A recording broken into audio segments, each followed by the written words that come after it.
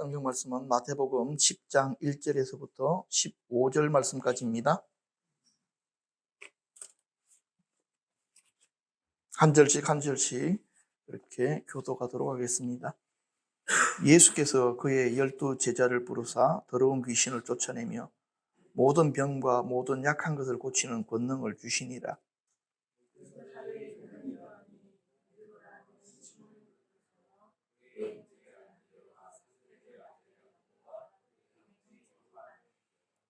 빌립과 바돌로메, 도마와 세리, 마테, 알페의 아들 야고보와 다데오,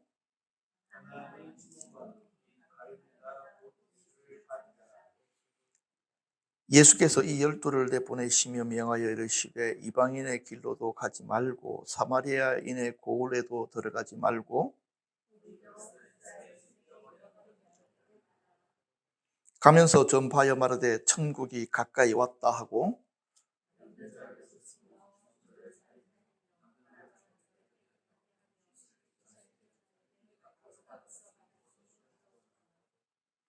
너희 전대에 금이나 은이나 동을 가지지 말고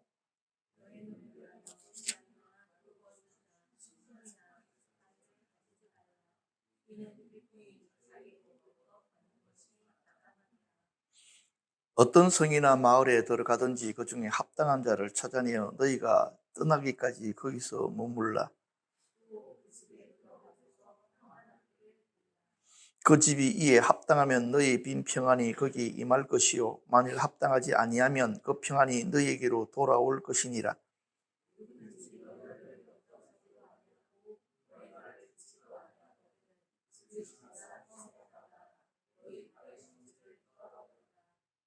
다 같이 읽겠습니다.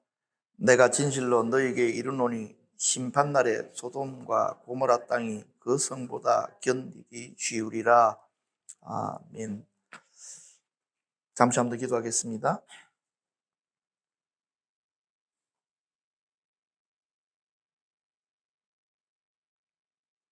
주님의 말씀을 열어 저희들에게 보여주십시오. 저희들에게 깨닫는 마음을 부어 주셔서 말씀에서 들리는 하나님의 음성을 듣게 하여 주십시오.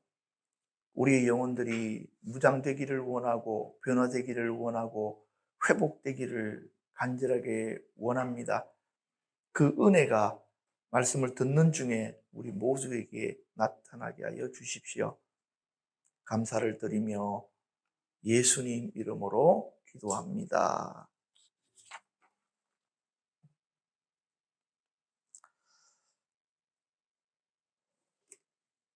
오늘 말씀의 제목은 당신은 제자입니까?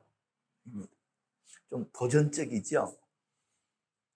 후안 카를로스 오르티즈 목사님의 책 제목은 제자입니까? 라는 책이 있습니다.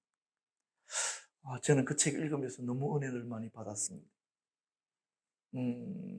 하실 수만 있다면 여러분들도 그 책을 한 권씩 사서 읽어보시면 여러분들에게 많은 도움이 될 것입니다.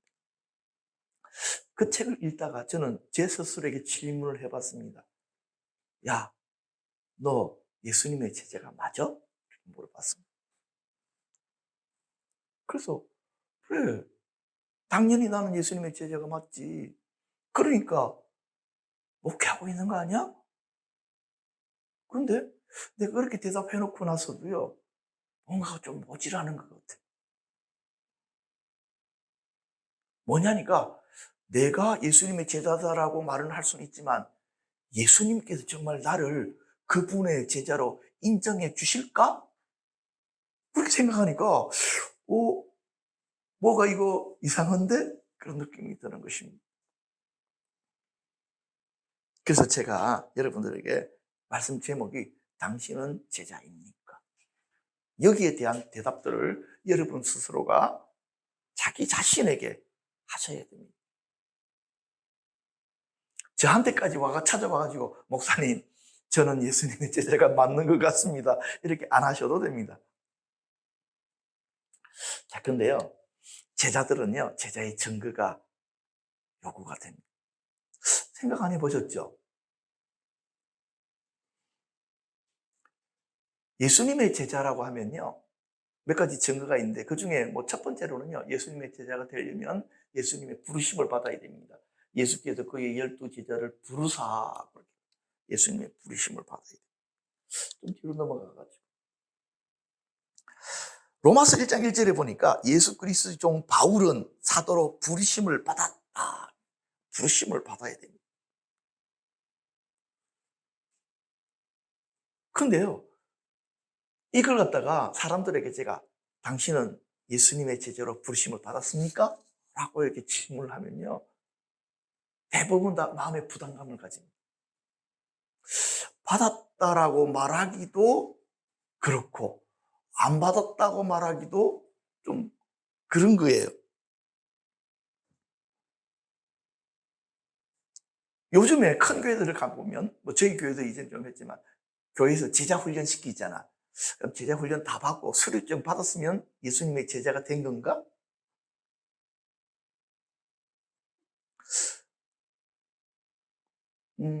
교회에서 하는 제자 훈련 받는 거 좋은 일이지만 그 훈련 받았다고 해서 예수님의 제자가 됐다라고 말하기에는 뭔가 좀 이것도 그렇죠? 100%가 아닌 것 같아.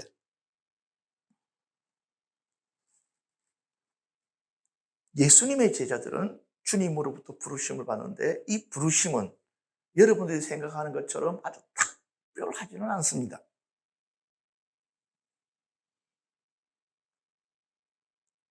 여러분들이 어떤 계기로 예수를 믿는 그 순간 그것이 어떤 사람의 전도를 통해서 예수를 믿게 되어졌든지 아니면 예수님이 나의 구원자라는 사실들을 우리가 성경을 읽다가 아니 어떤 책을 읽다가 깨달아졌든지 바로 그 순간이 제자로의 부르심의 사건이었다는 것을 여러분들이 인식하셔야 됩니다. 중요한 것은요 이것입니다. 내가 예수님의 제자로 뭘 받았다? 부름을 받았다는 것을 인식하시는 것. 그것이 제자의 삶을 살기 위해서 제일 중요한 것입니다. 성경에 보면 예수님의 제자들이 있고 예수님을 따르는 많은 무리가 있고 그렇죠?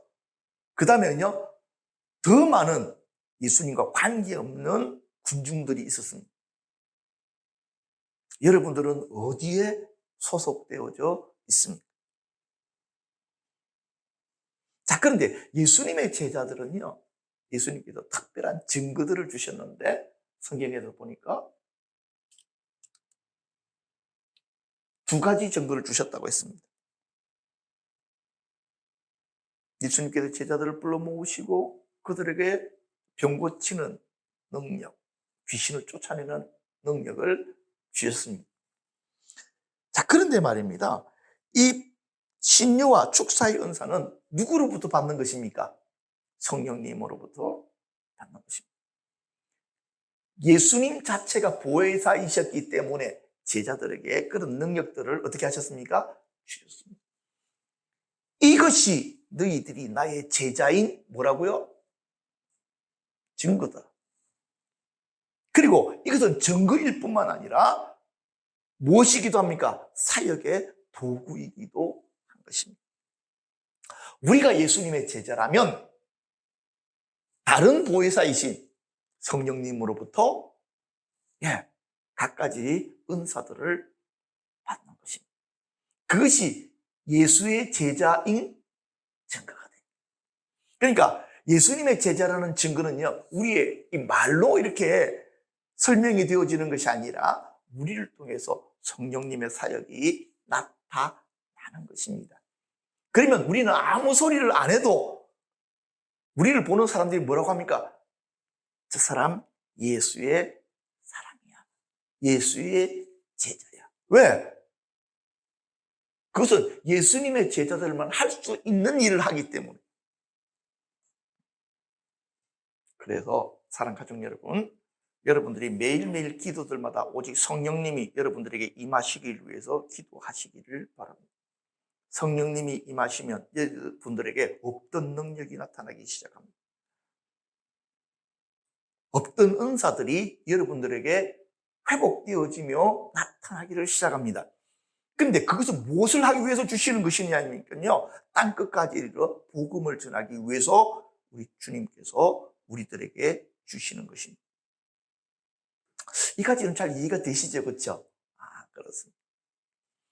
우리는 제자를 부르심 받았고, 또한 우리가 성령님과 밀접한 관계 속에서 예수님의 증거들이 우리 안에, 그쵸? 은사로서 이렇게 나타나게 되는 것입니다. 그래서 예수쟁이들이, 이런 증거들이 있어야 되는 거거든. 그래서, 예수쟁이가 되는 것은요, 공부를 통해서 되는 것이 아니고 필요하지만 예수쟁이가 되는 것은 바로 성령님 안에서 우리들이 진짜 예수쟁이가 되게 된다 하는 이것을 여러분들이 잘 이해하시면 좋겠습니다.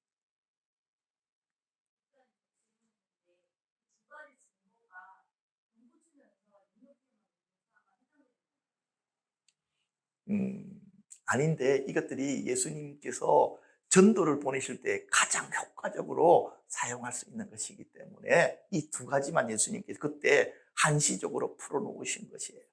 그러나 보혜사께서 오셔서 두 번째 성령님께서 오셔서 우리들에게 있어야 될 모든 것들을 다 풀어놓으셨고요. 그래서 예수님께서 내가 너희들과 함께 있는 것보다 내가 가는 것이 훨씬 더 너희들에게 유익하다. 왜? 누가 오시니까? 두 번째 보혜사가 오시면 너희들은 내가 한 일보다 더 큰 일도 너희들은 할 수 있을 것이다. 이렇게 말씀하셨기 때문에 그렇습니다. 자, 그 다음에 이제 뒤로 넘어가가지고요.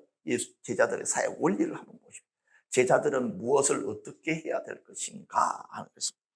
첫 번째, 제자들이 해야 될 첫 번째 사역이 무엇입니까? 천국을 전파하는 것입니다. 천국이 가까이 왔다라고 전하는 것입니다. 천국 복음을 전하는 것입니다. 어떤 사람들은 이렇게 이야기할 수 있습니다. 천국이 보이지도 않는데 뭐가 가까이 왔다는 것이야? 그렇죠? 천국이 어디 있어? 이렇게 이야기합니다. 그럼 여러분들 웃으면서 이렇게 말씀하시면 됩니다. 예수 믿으면 천국을 경험하게 되실 것입니다. 뭘 하면요? 예수 믿으면.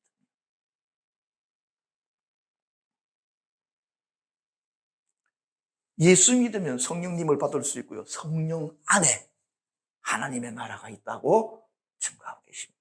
성령님께서 그 하나님의 나라를 경험할 수 있도록 하십니다. 그래서 성령님을 받은 성도들과 그렇지 않은 사람들은 엄청난 그 차이가 나게 되어 있습니다. 자, 그런데요. 뒤에도 해놨나 모르겠네요. 예수님께서 제자들에게 너희들이 천국 복음을 전해야 되는데 주의해야 될 것이 있다라고 주의점을 가르쳐 주십니다. 그게 무엇이었느냐니까요. 어디로 가지 말고 어디로 가라고요? 이방인의 길로도 가지 말고 사마리아인의 고리도 들어가지 말고 이스라엘 집에 잃어버린 양에게로 가라. 저는 이 말씀을 보다가 의문점이 생기는 거야. 그게 뭐냐니까 이거예요. 이방인은 하나님을 알지 못하는 자들이잖아. 근데 이들에게 더 복음이 필요한 거 아니야? 맞잖아, 그치? 그리고 사마리아인 같은 경우에는 혼혈족이에요. 그러다 보니까 유대 사회에서 인간 취급을 받지를 못했습니다. 근데 이 소외되고 힘든 사람들에게 복음이 더 필요한 거 아니야? 그죠? 그런데 왜 그들이 아니라 잃어버린 이스라엘 집으로 가라고 하셨을까? 여러분들은 왜 그러셨을 것 같아요?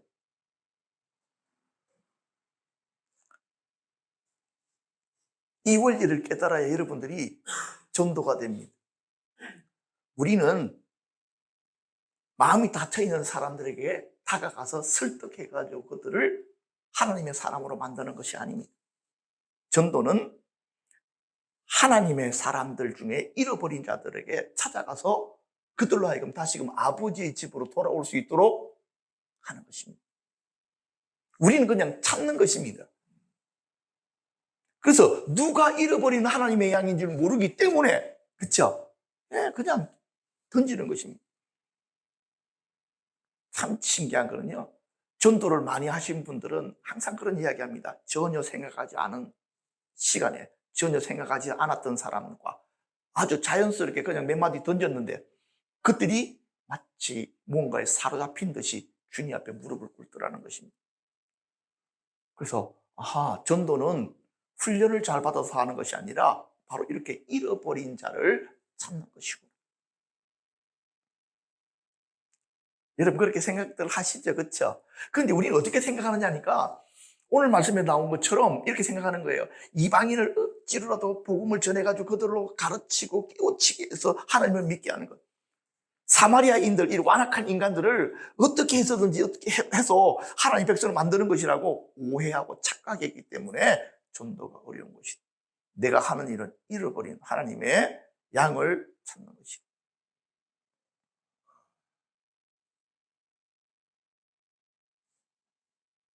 그래서 말입니다. 사도행전 1장 8절에도 보면 이런 말씀이 있잖아요. 오직 성령이 너희에게 임하시면 너희가 권능을 받고 어디로부터? 예루살렘과 온 유대와 사마리아와 땅끝까지 순서가 이렇게 나오잖아요. 먼저 잃어버린 양들을 먼저 찾아라. 그 다음에 어떻게 된다고요? 사마리아인들에게 나아가라. 그 다음에 어떻게 간다고요?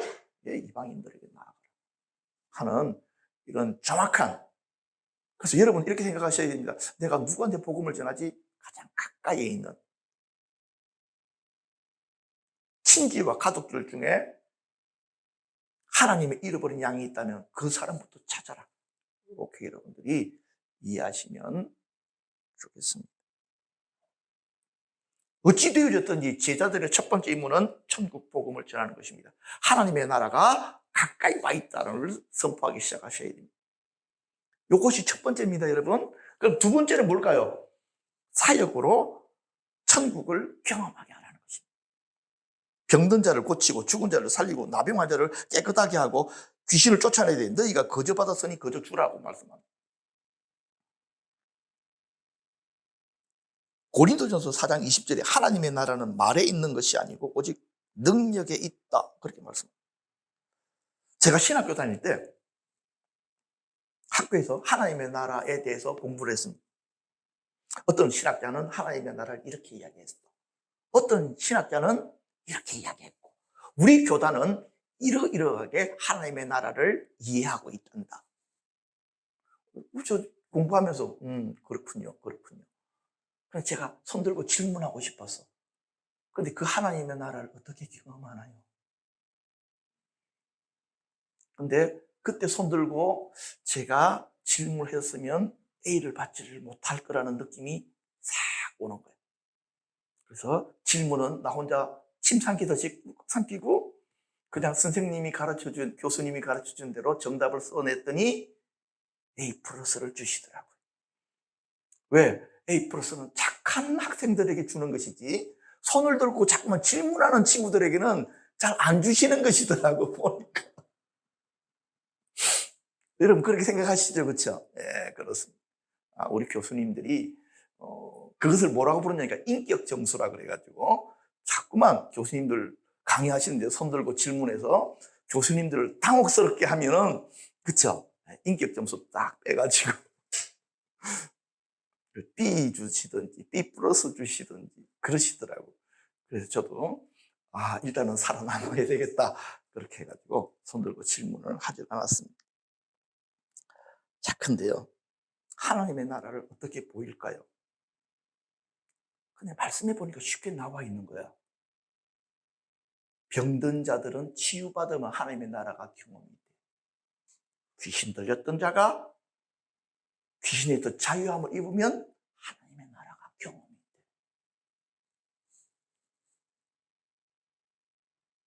하나님의 나라는 말로 설명하는 게 아니고 경험하게 하는 거예요.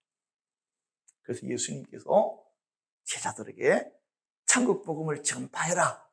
그래서 천국이 어디 있냐 그러면 맛을 보여줘라. 뭘로? 병든 자들을 치유함으로, 귀신을 쫓아보내므로, 하나님의 능력을 드러내므로, 이게 하나님의 나라의 맛이구나. 그렇잖아. 그렇다니까. 맞다니까. 하나님의 나라를 보여주는 게 어렵지가 않아. 그래서 예수님께서 제자들에게 은사를 주셨고, 그래서 성령님께서 교회에 성령의 은사를 풀어놓고 계시는 거예요. 물론 그 하나님의 나라는 더 깊은, 더 큰 의미의 하나님의 나라는 그 사람이 성령님과의 더 깊은 관계 속에서, 그렇죠? 영적인 체험을 통해서 더 깊이 들어가서 경험하게 되어질 것이고 맛보게 될 것입니다. 그것은 각자가 얼마만큼 친밀함으로 나아가느냐에 따라서 달라지게 될 것입니다. 예수 믿는 자들에게 바로 이런 길들이 열려져 있는 거예요. 안 믿는 사람들은 에이구 너희들 예수 왜 믿냐 그러잖아. 우리는 반대로 생각이 되는 거거든. 아니 어떻게 예수를 안 믿냐 너희들은.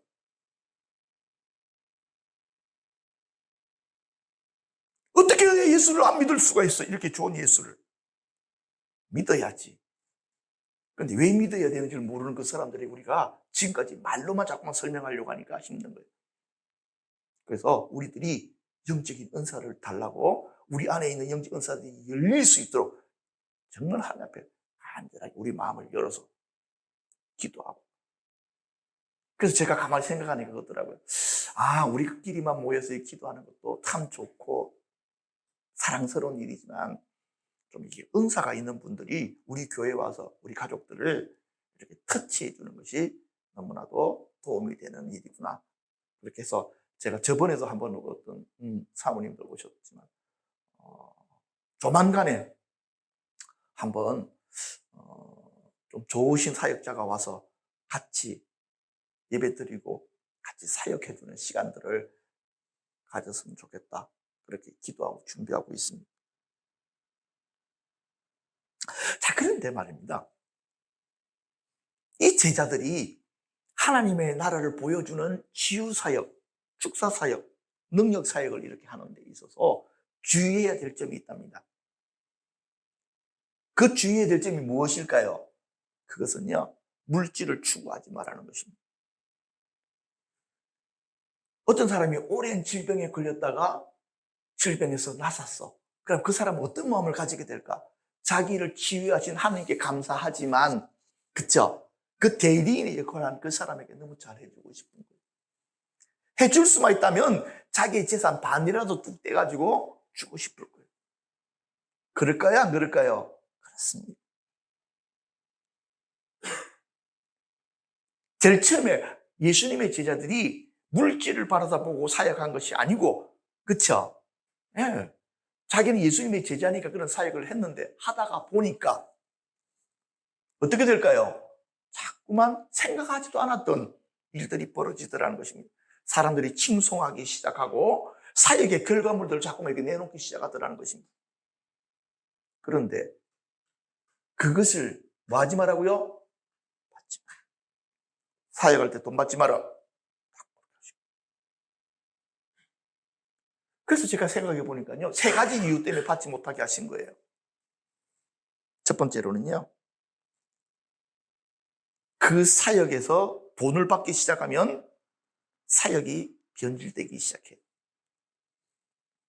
어떤 사람은 돈을 많이 줘. 어떤 사람은 너무 가난해. 그럼 어떻게 될까요? 사역하는 사람이 마음이 달라져요. 아, 진짜라니까. 내가 봐도 그래.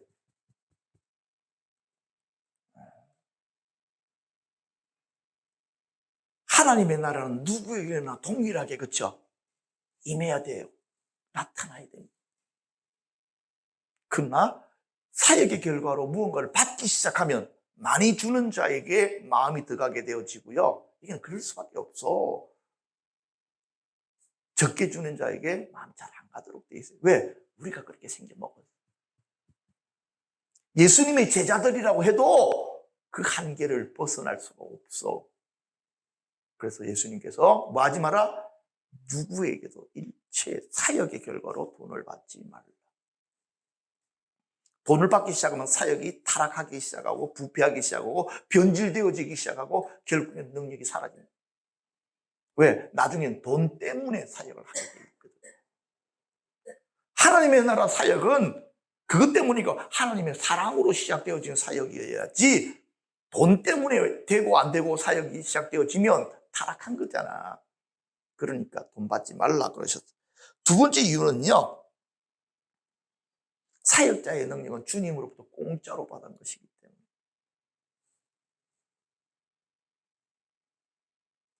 어떻게 받은 거라고요? 예수님이 그 제자들에게 이런 능력과 은사를 그냥 주신 거예요. 뭐 하기 위해서? 하나님의 나라를 보여주기 위해서. 그런데 어떤 사람은 어떻게 설명하냐니까 내가 이 은사를 받기 위해서 내가 얼마나 많은 수고를 했는데 이 특별한 은사 이거 쓰는 것은 당연히 내가 대가를 받아야지. 제가 말한 것은 직접적으로 이야기한 거고 그 사람들은요 돌려서 이야기합니다. 그런데 안에 들어보면 그 이야기야.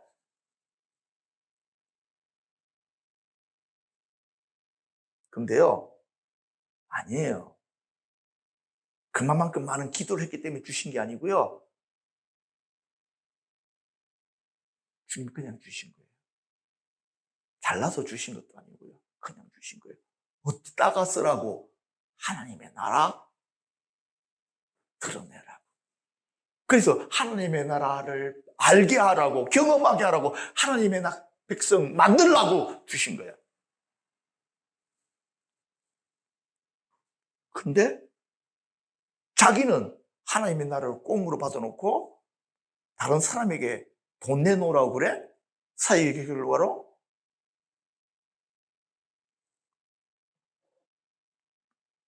그러면 여러분들 이렇게 말씀하셔야 됩니다. 야, 이 도둑놈의 새끼야. 너는 주님으로부터 공짜로 받아놓고 나한테 돈 받으려고 그래? 근데 우리 한국 성도들이 너무 착해. 마음으로만 이야기해. 아닌데. 겉으로는 네. 은혜 좀 더 받으려고. 저처럼 신학교에서 학점 좀 더 받으려고 분명히 요거 질문에서 교수님한테 대답하지 못할 질문이 딱 떠올랐는데도 그냥 참아야 되느니라. 참아야 되느니라. 자금 받으려면 꼭꼭 참아야 되느니라. 이렇게 했거든. 세 번째로는요. 싹스를 이미 받았기 때문입니다. 사역자들은 싹스를 이미 받았습니다. 그게 나와 있나 한번 보자, 뒤에.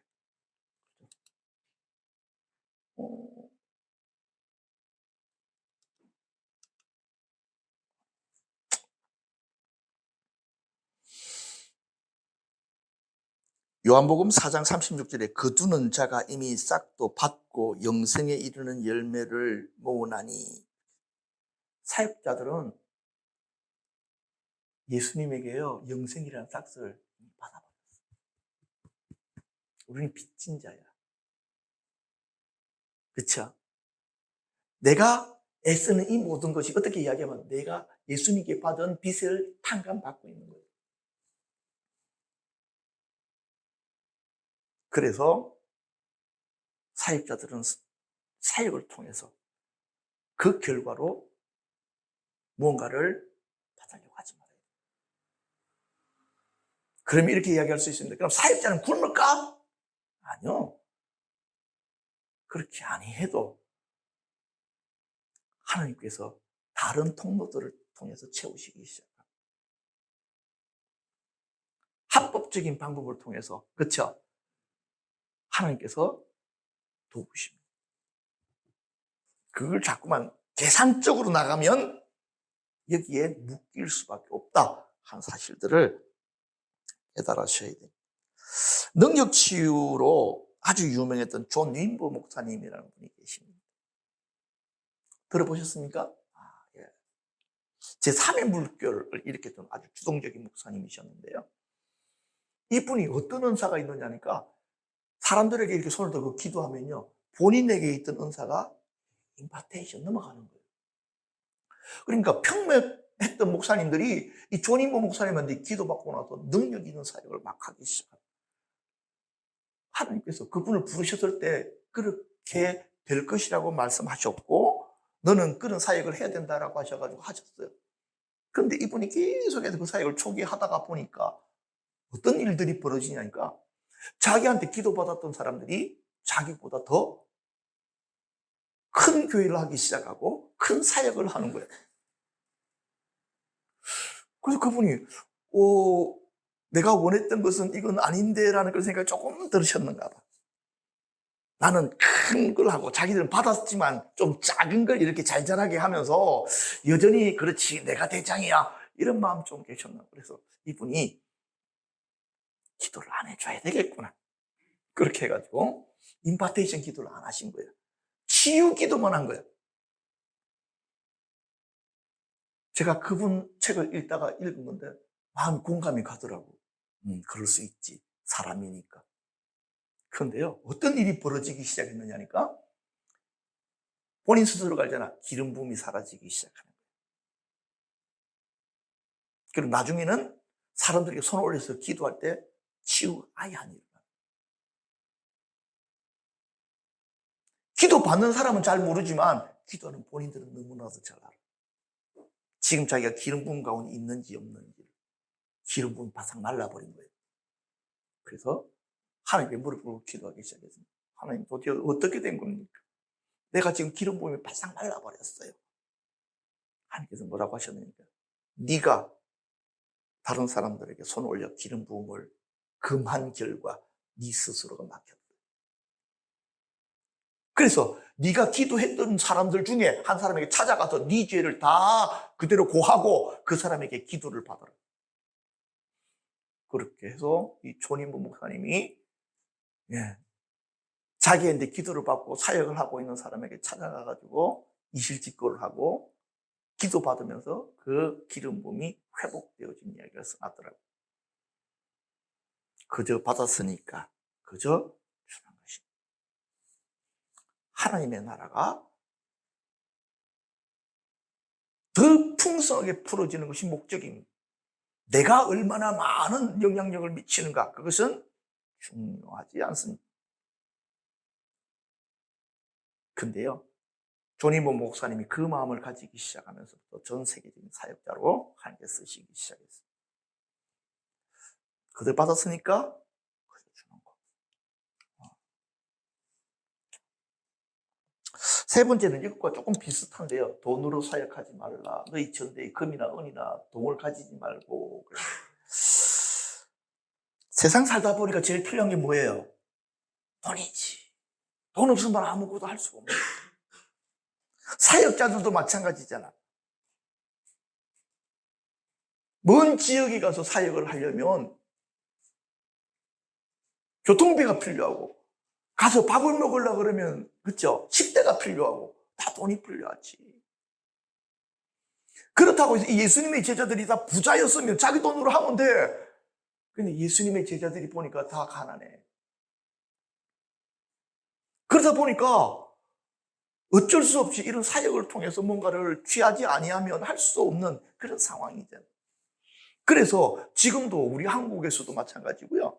선교사들을 외국에 파송하는 데 있어서 제일 처음 확인한 게 뭐냐니까 너는 어디서 후원금을 받느냐. 그래서 네가 가서 사역할 때 안전하게 사역을 계속할 수 있도록 몇 명 이상의 후원자를 모아야지만이 너를 파송시켜 줄 수 있다. 지금 이렇게 되고 있거든요. 그런 걸 보면 지금 예수님께서 말씀하신 원리랑 지금 선교회들이 하고 있는 원리가 뭔가 좀 맞지 않는 것 같다. 이렇게 이야기할 수 있거든. 예수님 시대랑 지금 시대가 다르잖아요. 뭐 그렇게 이야기하면 굳이 뭐라고 말할 필요는 없는데, 그러나 예수님의 제자라고 하면 예수님께서 하지 말라는 것은 안 해야 되는 것이 맞는 거거든.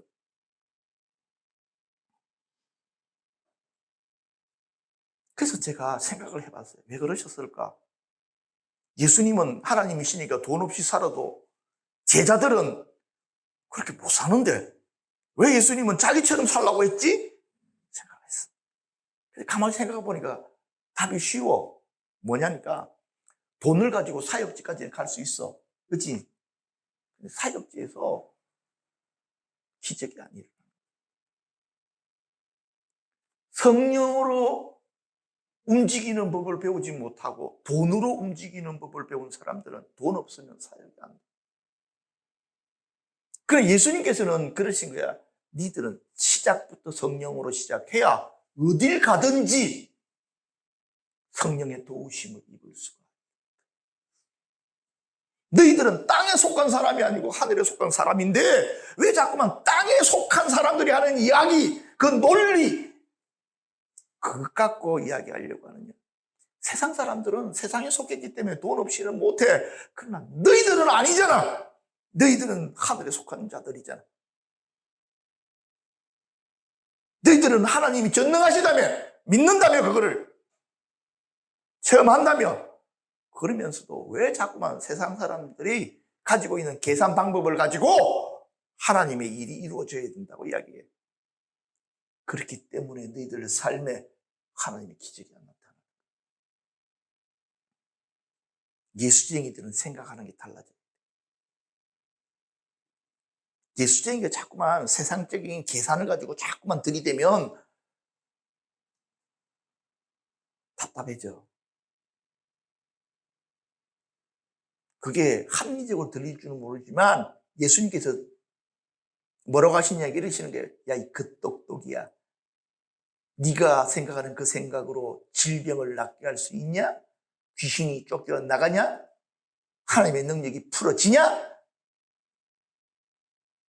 그러시는 거예요. 우리는 하나님의 나라를 나타내는 사람이잖아. 그 하나님의 나라는 성령님으로만 나타나는 거잖아. 그래서 돈이 필요 없다는 말이 아니라 성령님으로 말미암아 사역이 시작되어야 되고 사역이 나타나야 돼. 그러려면 돈을 앞세우면 안 돼. 그러려면 성령님을 앞세워야 돼. 예수님께서 그렇게 말씀하신 거예요. 여러분 어떻게 생각하십니까? 맞죠? 그렇죠? 맞습니다. 두말할 필요가 없습니다.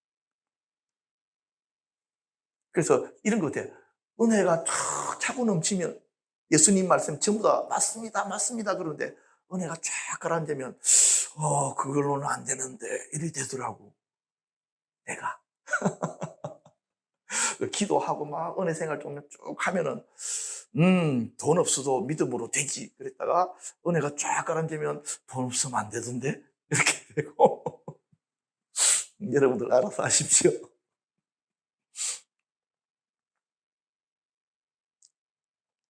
이제 빨리 말씀을 마칠게요. 시간이 넘어가자. 합당한 자를 찾아라. 천국 복음을 전하면서요, 결국에는 천국 복음을 전하는 목적이 뭐냐니까요, 합당한 자를 찾는 거예요. 누구에게 합당한 자? 하나님께 합당한 자지, 당연히. 복음에 합당한 자지. 바로 이 사람을 찾는 것입니다. 합당한 자에 대해서 제가 보니까요, 사도행전 16장에 보니까 바울이 두아디라 지방에서 복음 전도를 하다가 누구를 만나냐니까 루디아라고 하는 여자를 만납니다. 그런데 이 루디아는 요즘 말로 이야기하면 옷감 장사예요.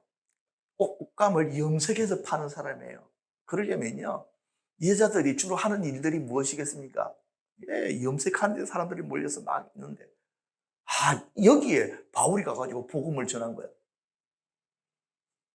그런데 여러분, 옷감 만드는 데 한번 가보셨습니까? 물들이는데 엄청 바빠요.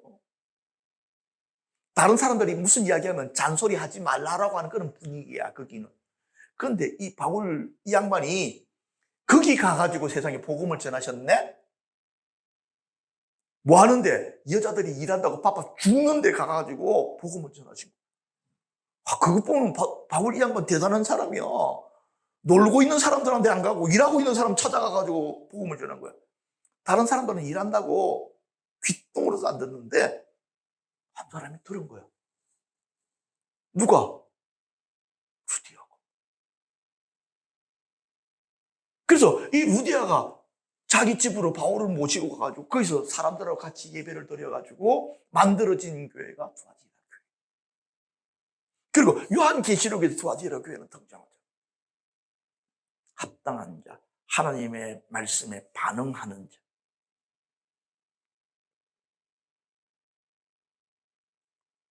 이런 사람을 찾아가지고 그 사람들에게 복음을 전해주면 그 사람을 중심으로 해서 집안이 회복되어지고 하나님의 나라, 하나님의 교회가 회복되어지는 역사들이 나타나게 되는 거예요. 하나님의 목적은 이 땅에 하나님의 교회들이 회복되는 것입니다. 이건 여담인데요. 이전에 저희 장인이 돌아가시기 전에 한 번은 좀 굉장히 비판적인 분이십니다. 저랑 이렇게 가시다가 저녁 중이었어요. 그러니까 십자가가 쫙 보이잖아. 불 켜져가지고. 그러면 저한테 이러시는 게 교회가 너무 많어! 그러시더라고요. 그래서 제가 옆에서 뭐라고 하시는 줄 압니까? 술집이 더 많아요. 그때 제 장인이 그 말이 맞네 그러시더라고요. 그래서 제가 한마디 더 붙였죠. 저는 술집보다 교회가 더 많기를 원해요. 그 다음부터 절대로 제 앞에 와가지고 교회 많다 소리를 안 하시더라고요. 당연한 이야기를 한 거지. 어떤 사람들이 이렇게 얘기합니다. 내가 볼 때는 우리 한국에 교회들이 너무 많습니다. 코 같은 소리 하지 마. 더 많아야 돼. 더 다양한 교회들이 회복되어야 돼. 그래서 하나님께서 원하시는 나라로 완전히 회복이 되어져야 돼. 여러분들 그렇게 생각하십니까? 당연히 그래야지. 자, 마지막 부분은 이제 평안을 빌라. 제자들의 사역은 천국 사역이고요. 천국이 임하는 곳에는요, 가장 먼저 뭐가 임하느냐니까 평강이 임합니다.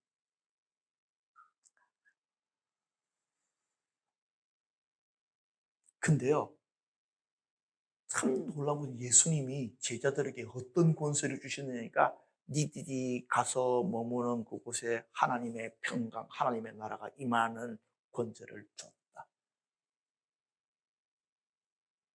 이게 상상이 되십니까? 제자들에게 주신 거예요. 너희들이 평강이 있으라 하면 그곳에 하나님의 나라의 평강이 그곳에 임하게 된다. 이렇게 말씀하십니다.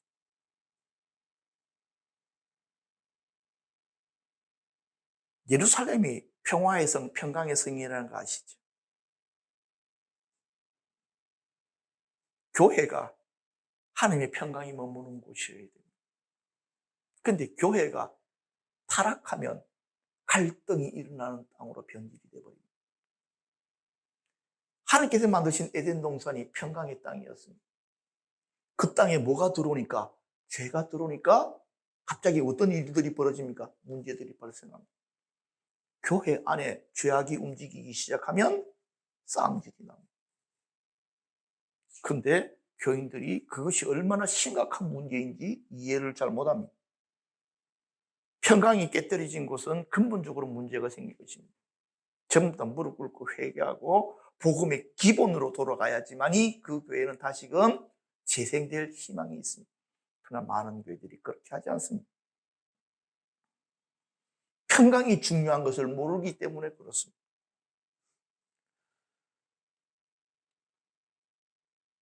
자, 여러분, 우리들에게 주님께서 주신 평강을 선포하는 권세가 있다는 사실들을 여러분들이 오늘 이 시간 발견하시기를 바랍니다. 요한복음 14장 27절에 평안을 너희에게 끼치노니 곧 나의 평안을 너희에게 주노라. 내가 너희에게 주는 것은 세상이 주는 것과 같지 아니하니라. 너희는 마음에 근심하지도 말고 두려워하지도 말라. 근데 아까도 이야기했지만 돈 문제에도 마찬가지겠지만은 제가 여기 평강의 문제도 마찬가지예요. 제가 하나님께 기도하고 막 은혜 가운데 붙들려 있으면요, 내가 용감해져. 그러다가 좀 이렇게 은혜가 좀 쭉 가라앉으면 불안함이 또 이렇게 싹 살아나더라고요. 그래서 우리가 매일매일 하나님께 붙들려 있지 아니하면, 그쵸? 우리 속에 있는 옛사람이 계속 살아나는 거야. 어떤 영화 마지막 장면 아시죠? 다시 돌아오겠다. 그런데 우리 안에 죽었던 터미네이터가 은혜만 떨어지면 이게 또 살아나네. 이건 빨리 죽여야 돼. 완전히 녹여야 됩니다.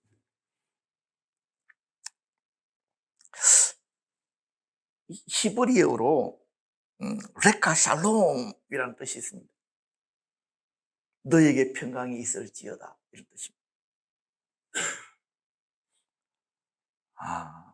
뭐라고 했죠, 제가? 레카 샬롬. 샬롬이라는 말은 여러분 잘 이해하시죠? 가베 레카, 너에게 샬롬이 있을 것이다. 평화가 있을 것이다. 옆에 앉은 분들에게 서로 이야기 한번 해봅시다. 레카 샬롬. 예? 너에게 평안이 있을지. 그 평안은 세상 사람들이 말하는 그것이 아니라 예수님께서 제자들에게 주셨던 그 평안. 세상이 주는 것과는 다른 하늘의 평안, 하나님의 나라에 있는 그 평강이 너에게 있을지어다. 제자들의 사역은 그런 것입니다. 하늘의 평강을 나눠주는 자. 우리가 그 부르심 가운데 있습니다. 우리같이 부족한 자들이 그런 부르심을 받아서 지금 나아가고 있습니다. 예수 믿는다고 하는 것이 이런 것입니다. 여러분. 제발 세상에 너무 쫄지 말고, 너무 불안해하지 말고, 기죽어하지 말고,